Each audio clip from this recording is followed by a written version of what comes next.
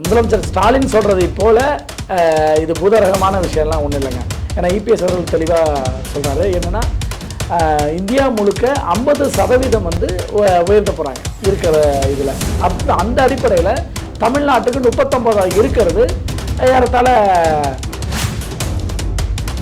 இல்லைங்க. எப்பயுமே தமிழ்நாட்டுடைய ஒரு சமூக நீதி கொள்கையோடு தான் நடந்துட்டு அதிமுக அரசு. நீங்கள் நீட்டு விஷயமா இருந்தோம், அதிமுக நிலைப்பாடு என்ன, பிஜேபி நிலைப்பாடு வேறு. அதாவதுங்க அவங்க பாஜக பீட்டிங்க.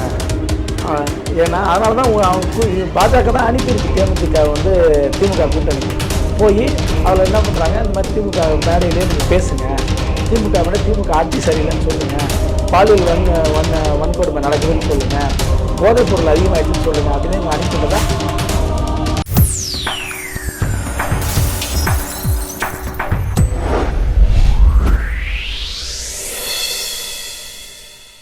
வணக்கம். கோல்டன் சன்ஸ் வழங்கும் அரசியல் களம். இன்றைய அரசியல் களம் நிகழ்ச்சியில் நம்மோடு இணைந்திருப்பவர் மூத்த பத்திரிகையாளர், அரசியல் விமர்சகர் திரு ராஜா ஸ்டாலின் அவர்கள். வணக்கம். வணக்கம். தொகுதி மறுவரை அப்படிங்கிற ஒரு மசோதா வந்து டெல்லியில் வந்து கொண்டுட்டு வந்திருக்கிற இந்த சூழ்நிலையில், குறிப்பாக வந்து தென் தமிழகம் வந்து பாதிக்கப்படும் அப்படிங்கிற சூழ்நிலையில் பர்டிகுலராக சொல்லணும் அப்படின்னா தமிழ்நாட்டுக்கு வந்து ஒரு பெரும் பாதிப்பு இருக்குது அப்படிங்கிற மாதிரி திரு ஸ்டாலின் அவர்கள் வந்து போராட்டத்தை வந்து முன்னெடுத்திருக்காரு. ஆனால் எதிர்க்கட்சி தலைவர் திரு இபிஎஸ் அவர்கள் வந்து இதனால் நன்மை தான் அப்படிங்கிறத சொல்கிறார்.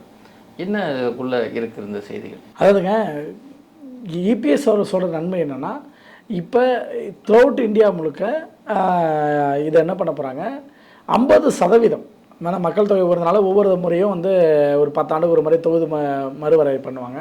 அது அடிப்படையில் இது நடந்து 76 நடந்து அதன் பிறகு எதுவுமே எம்பிக்களை பொறுத்த வரைக்கும் மாறல. சட்டமன்றம் தான் மாறி இருக்கும், புதிய சட்டமன்றம் வந்திருக்கும், பழைய சட்டமன்றத்தோட மிங்கிள் பண்ணியிருப்பான், அப்படி இருந்துச்சு. இந்த இடத்துல இப்போ என்ன பண்ணுறாங்க, இந்திரா காந்தி பீரியடில் தள்ளி போட்டாங்க. இப்போ அப்படியே இருக்கிறது அப்படியே இருக்கட்டும், நம்ம ஒரு 25 வருஷம் இப்படியே தொடரட்டோன்னு. அப்புறம் வாஜ்பாய் பீரியட்லேயும் வாஜ்பாய் தள்ளி போட்டாருங்க. இன்றைய சூழலில் இதை கொண்டு வரலாம், ஒரு 29 31 இதை கொண்டு வரலாம் அப்படின்னு ஒரு பிளான் பண்ணி செய்கிறான்னு வச்சுக்கோங்க. ஆனால் அதுக்கு அடிப்படையாக தேவை வந்து மக்கள் தொகை கணக்கெடுப்பு தான். ஸோ அந்த கணக்கெடுப்பு நடத்தி அது கணக்கு நடத்த போகிறேன்னு சொல்லிட்டாங்க. அப்போ இன்றைக்கி கூட அமித்ஷா ஜாதி வாரியாகவும் கணக்கெடுப்பு நடத்த வேண்டியது இருக்குது, அதையும் செய்ய போகிறேன்னு சொல்லியிருக்காங்க. முதலமைச்சர் ஸ்டாலின் சொல்கிறதை போல இது பூதரகமான விஷயம்லாம் ஒன்றும் இல்லைங்க. ஏன்னா இபிஎஸ் அவர்கள் தெளிவாக சொல்கிறாரு. என்னென்னா இந்தியா முழுக்க 50% வந்து உயர்த்த போகிறாங்க இருக்கிற இதில். அந்த அடிப்படையில் தமிழ்நாட்டுக்கு 39 இருக்கிறது ஏறத்தாழ 59 வரும், 20 வந்து எக்ஸ்ட்ரா கூடுதலாக கிடைக்கும் அப்படிங்கிறதும். அப்போ யூனியன் டெரிட்டரியாக இருக்க பாண்டிச்சேரி கூட ஒன்றா இருக்கிறது 2 MP வருது. இப்படியான அதாவது பாசிட்டிவான விஷயம் தான் நம்மளுக்கு கிடைக்க போகுது. இதை வந்து இதனால தான் அதிமுக அதை ஆதரிக்குது, அன்புமணி அவர்கள் ஆதரிக்கிறாங்க, இந்த என்டிஏ அணியே முழுமையாக அதை ஆதரிக்கிறாங்க. இதை என்னென்னா எப்படியாவது இந்த தேர்தல் நேரத்தில் இது ஒரு பரப்புரையாக இதை பயன்படுத்தலாம் அப்படிங்கிற அடிப்படையில் திமுக என்ன பண்ணுறாங்க, இந்த பிரச்சனையை கிளப்பிகிட்டே இருக்கிறாங்க. ஏன்னா தேர்தல் நேரங்கிறதுனால இதை பேசுவதன் மூலம் பாஜகவுக்கு எதிரான வாக்குகளை அள்ளலாம் அப்படிங்கிறதும், பாஜக மாநில உரிமைகளை பறிக்குது அப்படின்னு சொல்லி ஒரு நெரட்டிவை செட் பண்ணுற வேலையை திமுக செய்யுது. ஆனால் அதை தாண்டி இது பெனிஃபிட் அடைகிற விஷயம். இப்போ பாண்டிச்சேரியில் காலம் முழுக்க ஒரே ஒரு MP தான், இப்போ அது 2 கிடைக்கிறதுங்கிறது, அப்போ 2 ரெப்ரசன்டேஷன் கிடைக்குதுல்ல பாண்டிச்சேரிக்கு, அது ஒரு வாய்ப்பு தானே. தமிழ்நாட்டுக்கு 39 59 20 பேரை கூடுதலாக வரும்போது அது ஒரு வாய்ப்பு தானே. அப்போ அந்தந்த எம்பிக்கள் இருக்கிற தொகுதிக்கு ஏற்ற மாதிரி இதை கூட்டுறாங்க பர்சன்டேஜ், இதான் அதில் இருக்கிறது. அதனால் இதை வந்து பயப்படுற அளவுக்கு இதில் ஒன்றும் கிடையாது. அதனால தான் அதிமுக ஆதரிச்சிருக்கு. தமிழ்நாடு வந்து பயப்படுற அளவுக்கு ஒன்றும் இல்லைங்கிறது ஒரு செய்தியாக இருந்தாலும், இது அகில இந்திய அளவில் வந்து பார்க்கும்போது நம்மளுடைய முக்கியத்துவம் வந்து குறையுது அப்படிங்கிறது தான் எதிர்கட்சிகளுடைய குற்றச்சாட்டாக இருக்குது. என்ன சொல்ல வராங்க அப்படின்னா, இப்போ தென் தமிழகத்தில் வந்து உயர்த்தப்பட்ட சீட்டுக்கும் ஹிந்தி பேசுகிற மாநிலங்களில் வந்து உயர்த்தப்பட்ட சீட்டு வந்து ரொம்ப வித்தியாசம் இருக்குது. நாளைக்கு வந்து எதனா ஒரு முடிவு எடுக்கும்போது தமிழ்நாட்டுடைய கருத்துக்களை கேட்காம எடுக்கலாம் அப்படிங்கிறது தான் இது பெரிய ஆபத்து அப்படிங்கிற ஒரு செய்திகள் சொல்கிறாங்களே. இல்லை, அது சரிதான். என்னென்னா இப்போ ஏற்கனவே இருக்கக்கூடிய நிறைய சின்ன, அதாவது நம்ம 7 சிஸ்டம் சொல்ல சிக்கிம், மணிப்பூர், மேகாலயா போன்றமா அவங்களுக்கு என்ன பெருசாக எம்பியுடைய பலம் இருக்குதுன்னு சொல்லுங்கள். அசாம் கூட ஒவ்வொரு தடவையும் வாக்கெடுப்பில் அசாமுடைய பங்களிப்பு என்ன, எந்த வாக்கெடுப்புலையாவது அசாமுடைய வாக்கு இதை வச்சு நாங்கள் இந்த முடிவு மாறுச்சு. மொத்த அசாமும் எதிர்த்து நின்றாலும், மொத்த அந்த 7 சிஸ்டம் சொல்லப்படியே அந்த மாநிலங்கள் வடகிழக்கு மாநிலங்கள் எதிர்த்து நின்னாலும் முடியுமா? காஷ்மீருடைய நிலைப்பாட்டை ஒட்டி இந்தியா ஏதாவது முடிவெடுக்குதா? மத்திய அரசாங்கம் முடிவெடுக்குதா? அப்படி இல்லை இல்லையா? அப்போ அது போலத்தான் அது அந்த ஒரு அச்சம் எல்லாருக்கும் இருக்க தான் செய்யுது. அப்போ தென்னிந்தியாவை பொறுத்தவரை பிற மொழிகள் பேசுகிற ஒரு மாநிலமாக ஒரு ஒரு ஒரு பகுதியாக இருக்குது. ஏன்னா ஆந்திராவில் தெலுங்கு, தெலுங்கானாவில் தெலுங்கு, கர்நாடகாவில் கன்னடம், கேரளாவில் மலையாளம், தமிழ்நாடு தமிழ், ஒடிசாவில் ஒடியா, இப்படியான சூழல் இருக்கும்போது அப்போ என்னென்னா இதெல்லாம் வந்து நாளைக்கு வந்து இல்லை அனைவரும் ஹிந்தி பேசணும் அப்படின்னு கொண்டு வந்தால் என்ன பண்ண முடியும்? அப்போ அது பெரும் பிரச்சனை. ஏன்னா அவங்களுக்கு எப்படின்னா வடக்க இருக்கிறவர்களுக்கு ஒரு விஷயம் உண்மையிலேயே புரிய மாட்டேங்குது. அவர்கள் மொழி அவர்களுக்கு இப்போ ஒரு நாள் தமிழ் பேச சொல்லி நம்ம ஒரு உத்தரவு போட்டாங்க எப்படி இருக்கும்? இந்தியா முழுக்க ஒரே ஒரு நாள், அப்போ ஒவ்வொரு நாளும் ஒவ்வொரு மாநிலத்துடைய மொழி பேசுங்கன்னு சொன்னால் நகைச்சுவையாக இருக்கும்ல, வேடிக்கையாக இருக்கும்ல. அது போல தான் ஆனால் என் தாய் எனக்கு சிறந்தது, உன் தாய் உங்களுக்கு சிறந்தது, அவ்வளோதான். அப்படிங்கிற இடத்துக்கு வரணும். அதை வந்து பாதுகாக்கிற இடத்துல இந்த கட்சிகள் இருக்கணும். அது எந்த கட்சி இருந்தாலும், திமுக இருந்தாலும் சரி, பாஜக இருந்தாலும் சரி, காங்கிரஸ் கட்சி இருந்தாலும் சரி, இல்லை வேற புதிய கட்சிகளாக வந்தாலும் சரி, எல்லா மாநில கட்சிகளும் ஒருங்கிணைஞ்சு ஒரு அரசை உருவாக்கினாலும் சரி, அந்த அரசுகள் என்ன இந்த அடிப்படை உரிமை, என் மொழி நான் பேசுவது, என் மொழி நான் எழுதுவது என்பது என்னுடைய அடிப்படை உரிமை. அப்போ அதை வந்து நாளைக்கு ஒரு சட்டம் போட்டு நான் இல்லை நீங்கள் நாளைக்கு பேசக்கூடாது, எப்படி வந்து உணவில் வந்து நாளைக்கு இதை நீ சாப்பிடக்கூடாதுன்னு சொல்லக்கூடாதோ, அது எல்லா நாட்டிலையும். இது என்னமோ இந்தியாவில் மட்டும் இது ஒரு பிரச்சனை எல்லாம் கிடையாது, இந்தியாவில் மட்டும் இது கொடுத்துருக்க உரிமையும் கிடையாது. உலகம் முழுக்க நம்ம ஒரு வடிவத்துக்குள்ளே வந்துட்டோம். ஒரு ஜனநாயகத்துவமான ஏன்னா என்ன உலகம் முழுக்க பிரச்சனை நினச்சேங்க. இந்த 200 ஆண்டுகளாக என்ன பிரச்சனை நினச்சி? மன்னராட்சியை ஒழிக்கிற பிரச்சனை நினச்சி. அப்போ மன்னராட்சியை ஏன் மன்னராட்சி ஒழிக்கிறீங்க? யார் வேணாலும் மன்னராகலாம், யார் வேணாலும் ஒரு நாட்டுக்குள்ள பிரதமராகலாம், அதிபராகலாம். அவங்க ஒரு பொறுப்பு வச்சுருப்பாங்க, அதிபரா பிரதமரா அப்படின்னு வச்சு, பிரசிடென்ட் அப்படின்னு வச்சுருப்பாங்க. ஸோ அந்த அடிப்படையில் யார் வேணாலும் வரலாம், ஆனால் யார் வேணாலும் வரலாம். ஆனால் மன்னராட்சியில் என்ன பண்ண முடியும்? அந்த மன்னர் ஃபேமிலியிலேருந்து தான் வர முடியும், இன்னொருத்தர் ஃபேமிலியிலேருந்து வர முடியாது. ஸோ அதனால தான் மன்னராட்சி ஒழிக்க சொல்கிறாங்க. அப்போ உலகம் முழுக்க ஜனநாயக வடிவத்துக்குள்ளே வந்துருச்சு. வந்ததுக்கு பிறகு இல்லை நாங்கள் வந்து இப்படி தான் போவோம் அப்படின்னு சொல்கிற அந்த போக்கு வந்து கட்டாயம் பிஜேபிக்கு எதிர்காலத்தில் ஒரு பெரிய என்ன சொல்றது, ஒரு பெரிய சர்க்கிளாக இருக்கும். ஏன்னா இதே மாதிரியான அட்டூழியத்தை காங்கிரஸ் பண்ணாங்க. ஹிந்தி மொழியை திணிச்சது மட்டும் இல்லைங்க, ஒவ்வொரு மாநில அரசுகள் மீதும் மாநில அரசை கலைச்சாங்கல்ல. இங்கே தமிழ்நாட்டில் கலைஞர் ஆட்சி கலைச்சாங்க, எம்ஜிஆர் ஆட்சி கலைச்சாங்க, ஜானகி அம்மாவோட ஆட்சி கலைச்சாங்க. இது 4 முறை தமிழகம் வந்து இந்த ஆட்சி கலைப்பு நடத்திருக்கு மத்திய அரசாங்கம். என்ன ஆக இந்தியா அது என்னென்னா 4 முறை கலைச்சதுமே இவங்க தான், காங்கிரஸ் அரசாங்கம் தான். அப்போ 154 முறை இந்தியா முழுக்க மத்திய அரசாங்கம் ஆட்சியை கலைச்சிருக்கு, மாநில அரசாங்கத்துடைய ஆட்சியை. அது காங்கிரஸ் அரசாங்கம் தான். ஆனால் மொத்தமாக 184 முறை. அது பாஜகங்கிறது ஒரு 30 முறை தான், ஆனால் அதிகபட்சமாக பயன்படுத்தியது காங்கிரஸ் தான். அதனால தான் இன்னைக்கு காங்கிரஸ் வந்து இந்தியாவிலேயே 3 மாநிலத்தை ஆளுகிற கட்சியாக இன்னைக்கு இருக்குது. அதுக்கு மேலே அவங்களால வளர முடியல. வளர்ந்து இருந்த கட்சி, இந்தியா முழுக்க ஆட்சி செஞ்ச கட்சி, இந்தியா முழுக்க காங்கிரஸ் ஆளாத மாநிலம் ஏதாவது ஒன்று இருக்கா? அப்படி ஒன்று கிடையாது. ஆனால் அப்படி இருக்க பாஜக இன்னுமே ஆளாத மாநிலம் எத்தனையோ மாநிலங்கள் இருக்கு. ஆனால் காங்கிரஸ்க்கு அப்படி ஒரு சூழல் இல்லை, எல்லா இடத்தையும் அவங்க ஆண்டுருக்காங்க. அப்படிப்பட்ட கட்சியை இன்னைக்கு சுருங்கி போய் இந்தியா முழுக்க 3 மாநிலத்தை ஆளுகிற கட்சியாக மாறிடுச்சு.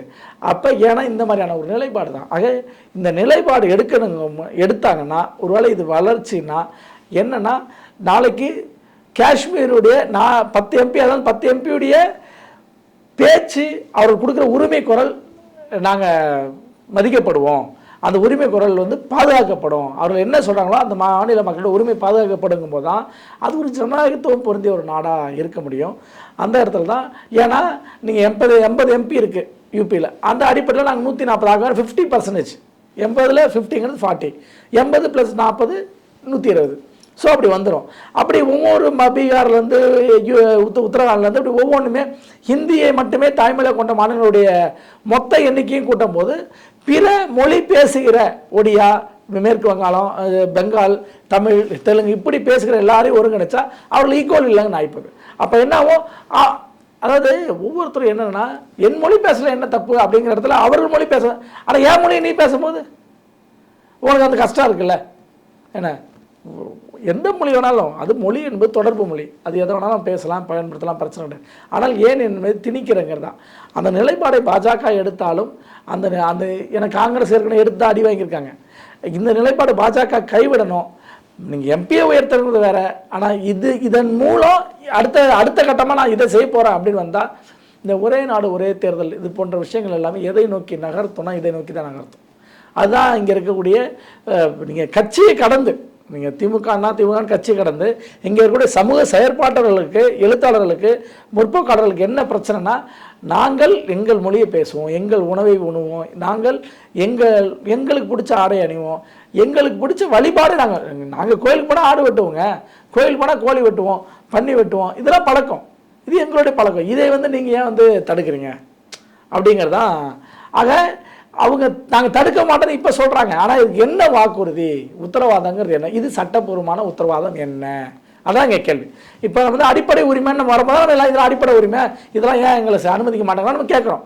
அப்போ இப்போ இல்லைங்க, உங்களுக்கு தமிழ்நாட்டுக்கு நீங்கள் 40 எம்பியா ஓகே, இப்போ இன்னொரு ஸ்டேட்டுக்கு ஒரு 10 எம்பியா 20 எம்பியா எதுவாக இருந்தாலும் பரவாயில்ல, ஆனால் நாங்கள் உங்களுடைய இதை மதிப்போம், நாங்கள் இதெல்லாம் நாங்கள் செய்ய மாட்டோம், மொழியை கட்டாயப்படுத்த மாட்டோம், இப்படி ஒரு சில உரிமைகளை கட்டாயப்படுத்த மாட்டோம். நிலமும் அதே மாதிரி தான். இந்தியா முழுக்க நிலம் ஓகே, நீங்கள் காப்பீடு தூக்கி கொடுத்துட்டாங்க.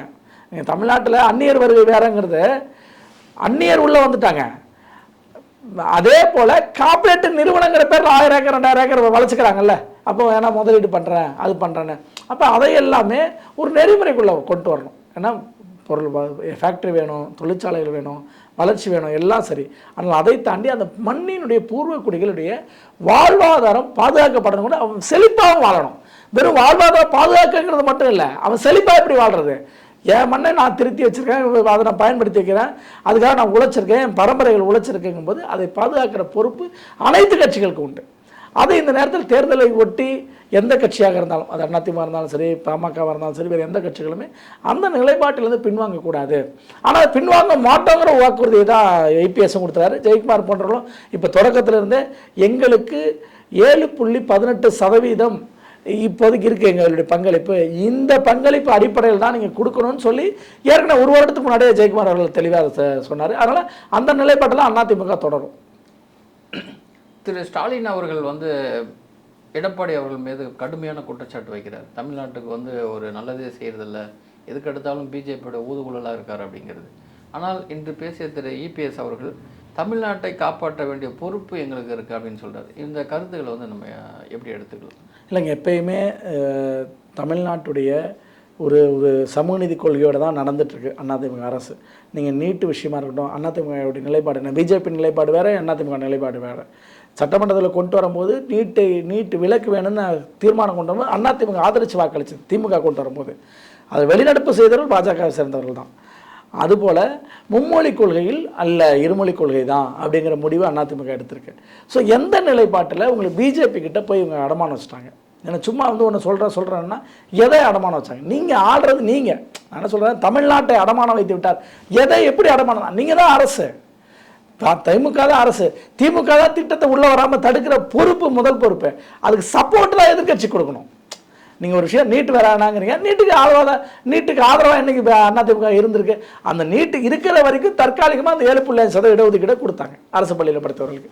ஸோ அந்த வாய்ப்புக்குள்ளே என்னென்னு தான் பார்த்தாங்களே தவிர, அதுக்கு நாங்கள் இல்லை நீட்டை நாங்கள் ஆதரிக்கிற முடிவுக்கு அதிமுக என்றைக்கு போகல. அதே தான் இருமொழி கொள்கையிலையும். ஆனால் திமுக தடுக்க வேண்டிய பொறுப்பு திமுகவுது, ஆளுங்கட்சி அவர்கள் தான். அப்போ அதை தானே அவர்கள் செய்யணும். அதை விட்டுட்டு இது அதாவது அவங்கக்கிட்ட இருக்கக்கூடிய பாலை தூக்கி அழகாக அதிமுக கையில் போட்டுட்டு இல்லை கோல் போடாமல் இருக்கிறாங்க, அவ்வளோதான். நான் தூக்கி போட்டப்போ அவங்க தான் கோல் போடணும் அப்படிங்கிற மாதிரி தள்ளி விட்டுறாங்க. ஆக இது உண்மையிலேயே என்னென்னா, அதிமுக தொடர்ந்து சமச்சீர் கல்வி, அதாவது தொடர்ந்து சமூக நீதி கொள்கையை கடைபிடிக்கிற ஒரு கட்சியாக இருக்கிறதுனால தான். ஏன்னா இடஒதுக்கீடை முதல்ல கொண்டு வந்த எம்ஜிஆர் 50%, இன்றைக்கும் 69% என்பது அம்மா அவர்கள் கொண்டு வந்தது. அது இந்தியாவில் எந்த மாநிலத்தில் இல்லை. 71% பீகார் கூட ட்ரை பண்ணாங்க, ஆனால் முடியல. ஆனால் அம்மா அந்த மாதிரி எந்த தடையும் வந்துடக்கூடாதுன்னா ஷெட்யூல் 9 கொண்டு வந்தாங்க. சுப்ரீம் கோர்ட்டு கூட உங்களுக்கு வர முடியாதுன்னு பாதுகாப்பு கிடைச்சது. இப்படி தான் இபிஎஸ் அவர்களும் கவர்னர் சைனே பண்ணனால 7.5% இடஒதுக்கீடை அமுல்படுத்தினார். அதனால் அதிமுக அரசு என்றைக்குமே மக்களை பாதுகாக்கிற அரசாக இருக்கும். தமிழகத்தை கட்டாயம் பாதுகாத்து கொண்டு இருக்கிறது.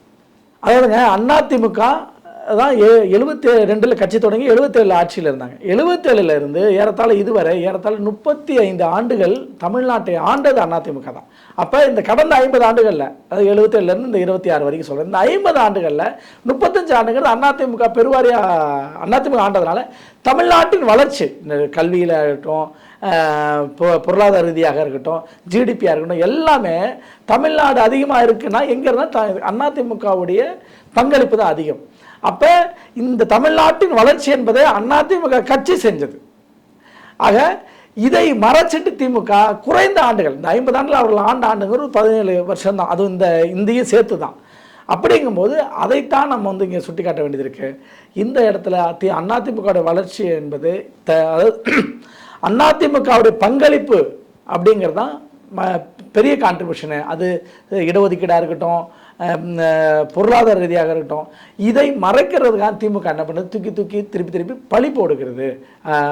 பாஜக இவர்கள் அடிமை ஆகிட்டார்கள் அப்படின்னு. ஆனால் உண்மையிலேயே அடிமையாக ஆகவில்லை என்று சொல்லிக்கொண்டு இருக்கிற அவர்கள் தான் இன்னும் மத்திய அரசாங்கத்தில் ஜல்ஜீவன் திட்டம் பெயர் கூட மாற்றாமல் இன்று வரி வசூலிக்கப்படுகிறது. எந்த திட்டமும் மத்திய அரசின் திட்டத்துக்கு எந்த தடையும் இல்லாமல் இங்கே அமலாகி இருக்கிறது திமுகவின் ஆட்சி காலத்தில். சமீபத்தில் சேலத்தில் திமுக நடத்திய பொதுக்கூட்டத்தில் கூட்டணி கட்சியில் திரு கமலஹாசன் அப்புறம் திருமதி பிரேமலதா விஜயகாந்தோடு சேர்ந்து கூட்டணி பிரச்சார கூட்டத்தை நடத்திக்கிட்டு இருக்கார். நீண்ட நாள் கொள்கை கூட்டணியாக இருக்கிற விசிகேவாக இருக்கட்டும், இல்லாட்டினா கம்யூனிஸ்ட் கட்சிகளை கூப்பிடாம இவங்களை மட்டும் புதிதாக வந்தவர்களை மட்டும் அந்த இதில் பார்க்க முடிஞ்சது. இதில் முக்கியமாக குறிப்பாக சொல்லணும் அப்படின்னா, திருமதி பிரேமலதா விஜயகாந்த் திரு ஸ்டாலின் அவர்களை வைத்துக்கொண்டு தமிழ்நாட்டில் கஞ்சா போதைப் பொருட்கள், பெண்களுக்கு எதிரான குற்றங்கள் அதிகமாக இருக்குன்னு, அது நீங்கள் சரி செய்யணும் அப்படிங்கிற ஒரு குற்றச்சாட்டை ஸ்ட்ரெயிட்டாக வைக்கிறாங்க. இது நம்ம எப்படி எடுத்துக்கலாம்? அதாவதுங்க, அவங்க பாஜக பி டீமுங்க. ஏன்னா அதனால தான் அவங்க பாஜக தான் அனுப்பியிருக்கு தேமுதிக திமுக கூட்டணிக்கு. போய் அவளை என்ன பண்ணுறாங்க, இந்த மாதிரி திமுக மேடையிலே நீங்கள் பேசுங்க, திமுக மேலே திமுக ஆட்சி சரியில்லைன்னு சொல்லுங்கள், பாலியல் வன்கொடுமை நடக்குதுன்னு சொல்லுங்கள், போதைப்பொருள் அதிகமாகிடுச்சுன்னு சொல்லுங்கள் அப்படின்னு இவங்க அனுப்பிவிட்டதா ஒரு கதையை கட்டுவாங்க. ஏன்னா நாளைக்கு தோற்றதுக்கு பிறகு இந்த கதையை திமுக கட்டுவாங்க. ஆனால் உண்மையில் என்னென்னா, அவர்களுக்கு எந்த சித்தாந்த அடிப்படையும் இல்லை தேமுதிக இருக்கு. அதனால தான் எதை பேசுகிறதே தெரியல. ஒரு கொள்கை முடிவு எடுக்கணும் இல்லைங்க. நீங்கள் அவங்கள்ட்ட எல்லா விஷயங்களும் கேளுங்க, எதையாவது ஒன்றில் ஒரு நியாயமான பதில் சொல்லியிருக்காங்கன்னு கேளுங்க. இடஒதுக்கீடு பற்றி கேட்டால் இடஒதுக்கீடுலாம் தேவையில்லை, அதெல்லாம் இடஒதுக்கீடு ஏன் கொடுக்கணும், ஏழைகளுக்கு கொடுக்கும் அப்படின்னு பேசுவாங்க. அதே பிரேமலதா தான் பேசுவாங்க. ஆக அவர்களுடைய அரசியல் நிலைப்பாடு என்பது ஒரு கொள்கை ரீதியான நிலைப்பாடு இல்லை, ஆதாய நிலைப்பாடு. ஆதாயம், கட்சி நீ எம்எல்ஏ வரணும், எம்பி வரணும். இப்போ எலெக்ஷன் ரிசல்ட் என்ன வேணாலும் வரட்டுங்க, ஆனால் இன்றைக்கி பெனிஃபிட்டாக தேமுதிகக்கு 0ல் இருந்த தேமுதிக இன்றைக்கி எம்பி ஆகிட்டாங்களா? நீங்கள் மொத்தம் 10 சீட்டு கூட தோற்றுட்டு போங்க, ஆனால் ஒரு எம்பி பாசிட்டிவ் தானே, இதை உருவாயிடுச்சா?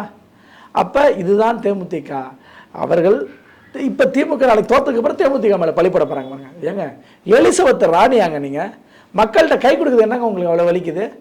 மக்களுக்கு புரட்சித்தலை அம்மா அவர்களை முத்தம் கொடுப்பாங்க, குழந்தைங்களுக்கு முத்தம் கொடுப்பாங்க, வயசான விடுமுறை. எம்ஜிஆர் எவ்வளோ கட்டி அணைப்பார் பெரியவங்களை, தன் வயதை பெரியவர்களை கட்டி அணைப்பாங்க, பெண்களை, மூதாட்டிகளை. அப்படி இருந்த இடத்துல எலிசபெத் ராணி கை க்ளவுஸை போட்டு கை கொடுக்குறீங்களே, அது என்ன ஒரு நடைமுறை தேர்தலில்? திருமாவளவன் கூட்டணி கட்சி தலைவர் உங்களை அறிமுகப்படுத்துகிறான், எந்திரிச்சு அறிமுகப்படுத்துகிறான்னு வந்துச்சு. கூட்டணி கட்சி தலைவர் உங்களை அறிமுகப்படுத்துகிறாரு, அறிமுகப்படுத்தும் போது எந்திரிச்சு ஒரு வணக்கம் சொல்வதற்கு என்ன உங்களுக்கு எதுவும் இல்லை. ஆனால் அதே கூட்டத்தில் மு.க. ஸ்டாலின் சொல்கிறாரு, எந்திரிச்சு இது பண்ணுறாங்க. இப்போ இது ஜாதிய நிலைப்பாடாக என்ன?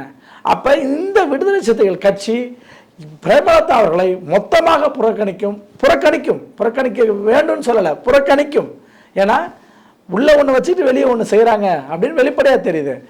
விருத்தாசலத்தில் தொடங்கிய தேமுதிக இந்த விருத்தாசலத்தில் 20 ஆண்டுகளில் புதைக்கப்படும். 2006 அவங்க தான் அங்கே தான் விருத்தாசலத்தில் தொடங்கிய கட்சி 2006 அங்கே தான் உயிர் பெற்றுச்சு, அங்கே தான் முதல்ல ஜெயிச்சாங்க. அதே கட்சி 2026 விருத்தாசலத்தில் குழி தோண்டி புதைக்க போகிறாங்க. பாருங்கள், விடுதலை சிறுத்தைகள் செவ்வன செய்வார்கள். நன்றி, மிக்க நன்றி.